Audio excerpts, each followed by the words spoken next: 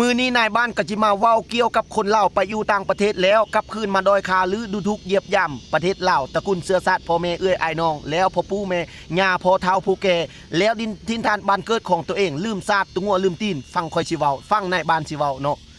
คนไปอยู่ต่างประเทศน่ะกลับคืนมาดูทุกประเทศลาวย้อนสาเหตุหยังพวกเจ้าว่าเนาะก็ย้อนคนจุมพวกที่ว่าคนลาวเฮายังอยู่ลาวพี่เนาะส่งข้อมูลไปให้เขาทุกสิ่งทุกอย่างที่มันเกิดขึ้นอยู่ในประเทศของตัวเองเขาจึงฮู้เนาะ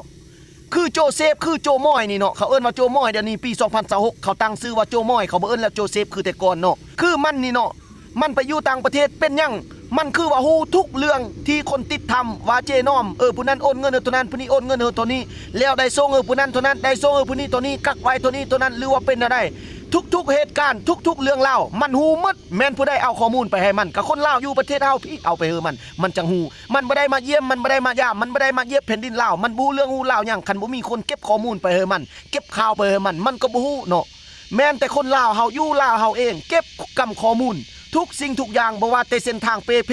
หรือว่าจะเป็นป้อมน้ำมันปิดป้อมน้ำมันเปิดเหตุการณ์บ้านเมืองทุกสิ่งทุกอย่างการกินอยู่ของแก่ประชาชนเฮาภาครัฐและคันเทิงทุกมือนี่เนาะที่มันโจมตีที่มันว่าบ่ว่าทุกสถานการณ์ทุกเหตุการณ์ที่เกิดขึ้นอยู่ในสังคมลาวของพวกเฮาที่มันเอาไปเว้าไปว่าแม่นย้อนสาเหตุเป็นต้นแม่นคนลาวอยู่ลาวพี่แหละเก็บกำข้อมูลไปให้มันจังฮู้เนาะแม่นบอกพวกเจ้าว่าคือนายบ้านเว้าบ่เนาะตามบักจ้านี่บักโง่บักบ่สลาดบักบ่เต็มอันเขาเอิ้นเขาด่าทุกมือนี่เนาะ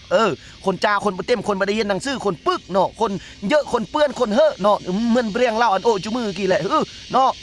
ทุกคนแม่นบอกพวกเจ้าว่าถ้าบ่มีคนลาวเฮาเก็บกำข้อมูลเอาไปเฮ้อข่าวเอาไปเฮ้อข่าวเอาลงหั่นน่ะมันบ่ฮู้จักหยังมันบ่ฮู้เรื่องบ่ฮู้ราวมันบ่ได้มาเยี่ยมมันบ่ได้มายามมันบ่ได้มาเยี่ยมแผ่นดินลาวมันอยู่ประเทศอื่นพุ่นเนาะบ่ว่าแต่มันผู้เดียวยังมีหลายคนที่เว้าให้ประเทศลาวของพวกเฮายังมีผู้หญิงยังมีผู้ชายแล้วยังมีผู้บ่ตายยังมีผู้ตายเนาะที่เว้าให้ประเทศลาวเฮาทุกมื้อนี้เดี๋ยวนี้มาเคี่ยวเงียบไปแล้วเนาะแล้วก็ยังมีหลายๆคนที่เว้าเป็นหยังเขาจังฮู้ทั้งที่เขาไม่ได้อยู่ในประเทศตัวเองแท้ๆเขาอยู่ต่างประเทศอยู่นอกประเทศอยู่สหรัฐอเมริกาเกาหลีญี่ปุ่นไปอยู่ประเทศใดก็บ่ฮู้เนาะเป็นหยังเขาจึงฮู้เหตุการณ์บ้านเมืองของตัวเองเรื่องราวต่างๆทุกสิ่งทุกอย่างที่เกิดขึ้นอยู่ในสังคมประเทศของตัวเองคือเขาฮู้หมดเขาเก็บกำข้อมูลเอาแต่ใส่คันคนลาวเฮาบ่เว้าคันคนลาวเฮาบ่บอกคันคนลาวเฮาบ่แจ้งเนาะเป็นอย่างว่า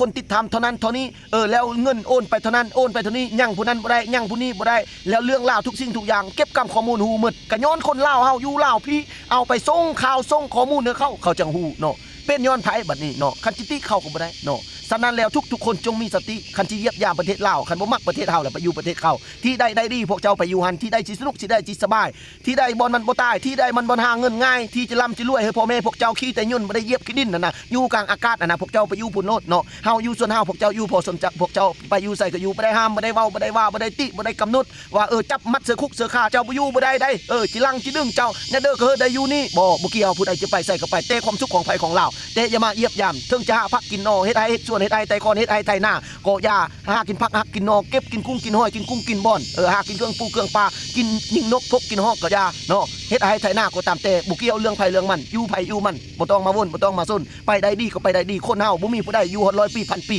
ฮอดมือตายก็ตายเนาะสิอยู่ประเทศใดก็อย่าสิร่ำรวยปานใดก็ได้ฮอดมือตายก็ตายเนาะฉะนั้นแล้วอย่าว่ามิดปากหันเอาเกือบแต่อัดเอาไว้เด้อซ้ำนี้ละนายบ้านสิเว้าเนาะพี่น้อง